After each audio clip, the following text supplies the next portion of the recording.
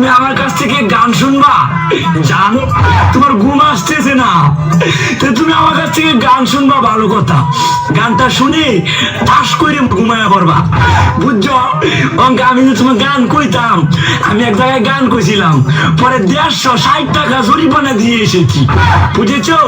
এখন আমি গান বলতেছি, আপনি তুমি উপস্থাপনতা করো আমার গানটা শুনে। তাহলে গানটা আমি একটু বলে ফেলি। তুমি কত কত দিও না, কত কত, তুমি কত কত দিও না, কত কত, তুমি কত কত দিও না, কত কত। এই কি বলেন এসব?